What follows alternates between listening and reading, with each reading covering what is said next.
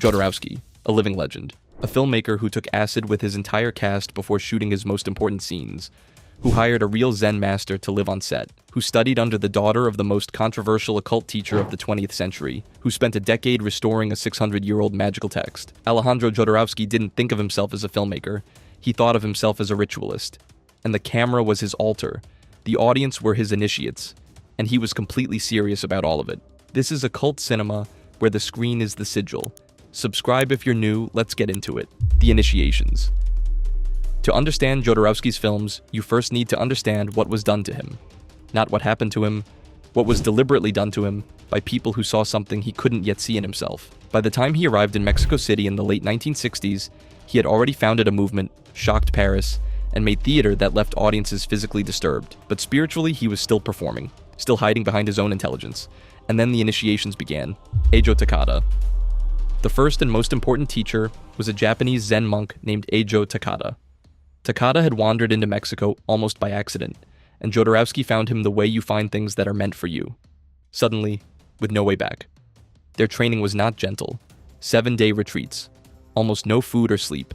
Koan sessions over sake that were less like conversations and more like psychological combat. Takada's entire method was designed to exhaust the thinking mind until something underneath it broke through. One sentence defined everything. Takada looked at Jodorowsky, the intellectual, the artist, the man in love with his own brilliance, and said, "Intellectual, learn to die. Stop constructing yourself, stop performing. The identity you've built is a cage. Until you can drop it, you won't make anything real." You can see this teaching in every film Jodorowsky made. His protagonists don't grow, they get destroyed. El Topo doesn't find enlightenment. He gets shot and buried. The climbers of the holy mountain don't reach God. They find an old man who tells them the whole thing was a movie. Takada's fingerprints are on all of it. Leonora Carrington. At Takada's direction, Jodorowsky sought out Leonora Carrington, a British surrealist painter living in Mexico City. Carrington was not simply an artist, she was a practicing occultist, deep into Kabbalah, Celtic mysticism, and alchemy. Her paintings weren't imaginative, she described them as records of what she actually saw. What she gave Jodorowsky was a shift in how he understood reality. Magic stopped being a metaphor for psychological states and became, in his mind, a literal force. Creativity wasn't self-expression. It was the language that force spoke through people. The visual language of El Topo and the Holy Mountain, the alchemical symbols, the planetary archetypes, the ritual imagery, was built in Carrington's world. Reina Dacia. This is the encounter that will mean the most to anyone who knows their occult history. Reina Dacia was the daughter of G.I. Gurdjieff. If you don't know Gurdjieff, he was the most influential and controversial occult teacher of the 20th century. His system, known as the Fourth Way or the Work, was built on one central idea. Human beings are asleep. We move through life as machines, reacting automatically, never truly conscious. The entire point of spiritual work is to wake up. Gurdjieff's methods were deliberately extreme, disorienting situations, psychological pressure, sacred movement, direct confrontation, all designed to break mechanical patterns and force genuine presence. He was not a comfortable teacher. His daughter Reina carried that transmission. What she taught Jodorowsky was not intellectual or meditative. It came through the body, through sexuality as a spiritual instrument. The physical self is not an obstacle to awakening. It is the vehicle. Draw the line directly. Gurdjieff to Reina Dacia, to Jodorowsky, to Psychomagic. The healing system Jodorowsky spent the second half of his life developing flows straight from this encounter. Doña Magdalena. The fourth initiator was a healer known as Doña Magdalena. Where Reina taught the body as spiritual vehicle, Magdalena taught it as an archive. Every tension, every physical block, a stored record of trauma. Her practice was a form of initiatic bodywork, reading the body the way you'd read a text. This became the practical foundation of psychomagic, the idea that healing is not cognitive. You can't think your way out of a wound. You have to move through it physically, in the body where it actually lives. La Tigresa. The fifth initiator was a Mexican actress known as La Tigresa. Look at the full pattern: Takada, Carrington, Reina, Magdalena, La Tigresa. Every major spiritual shift in Jodorowsky's life either came from a woman or was directed toward one. He was explicit about this. He believed the feminine principle is the true initiator. Every time he was genuinely broken open, a woman was holding the door. That belief runs through every film he made. Born into Exile. Now we go back. Because you need to understand where a man like this actually comes from. Jodorowsky was born in 1929 in Tocopilla, a remote port town on the edge of the Atacama Desert in Chile. His parents were Russian Jewish immigrants, outsiders in language, religion, and culture. His father was cold, authoritarian, and physically abusive. His mother was emotionally locked. She never touched him, never told him she loved him. After her death, he found a letter she had written. In it, she described a deep, overwhelming love for him that she had never known how to express. He had it framed and kept it on his apartment wall in Paris for the rest of his life. He described finding that letter as breaking a 40-year spiritual blockage, 40 years of carrying the belief that he was fundamentally unlovable. And Psychomagic, his entire healing system, was not born from theory. It was born from that wound, from a child in the desert who built an entire inner world because the outer one gave him nothing. He taught himself to read at 3. Left Chile as a young man and never really went back. The wound, the isolation, the desert, that was everything he needed. Paris and the panic movement.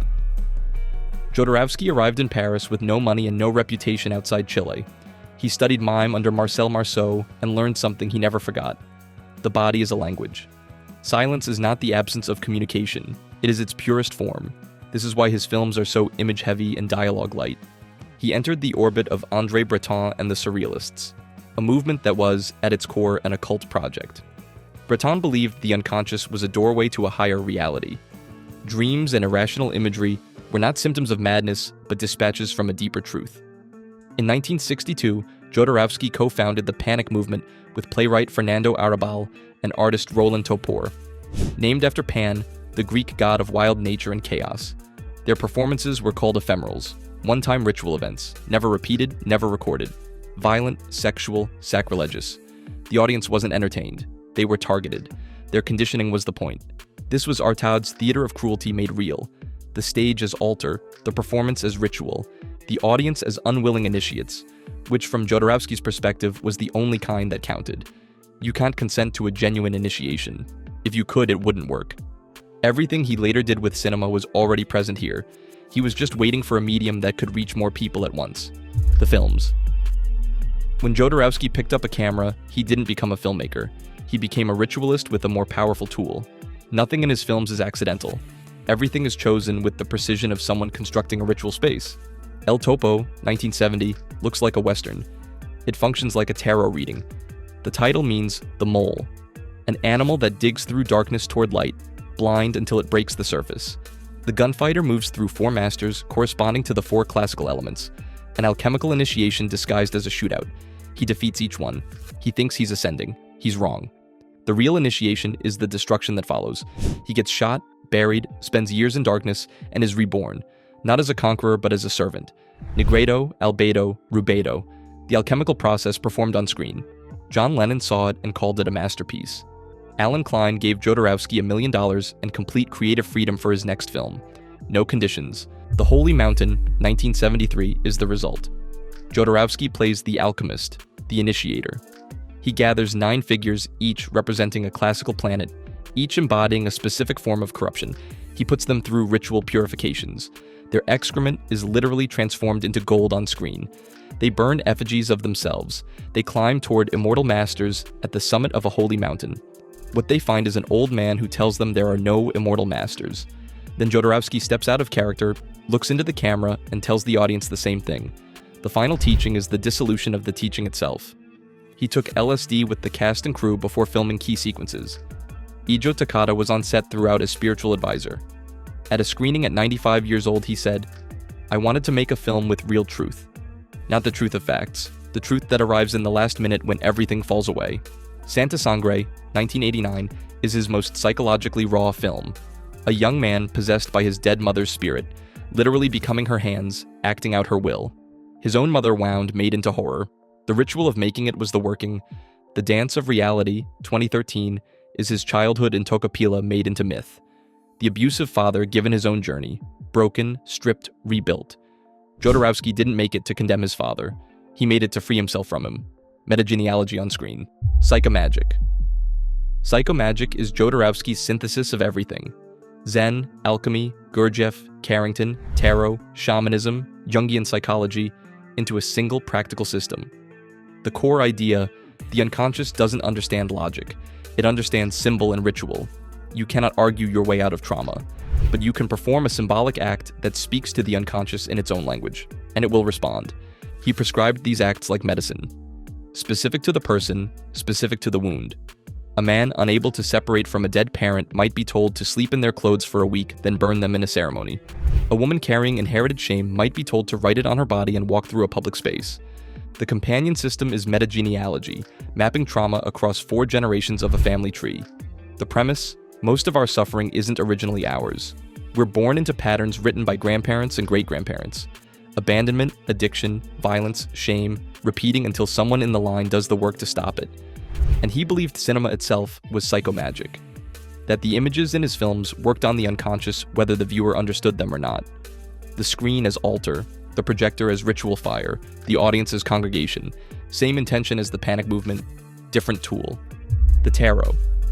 The system Jodorowsky returned to most consistently was the Tarot de Marseille, the original 15th century deck, before the Victorian occult revisions made it something else. He spent nearly a decade restoring it. Working with Philippe Camoin, a direct descendant of the original Marseille printing family, he went back to the oldest surviving cards and rebuilt what had been lost or altered over centuries. His position on reading tarot was absolute. Predicting the future with it makes you a charlatan.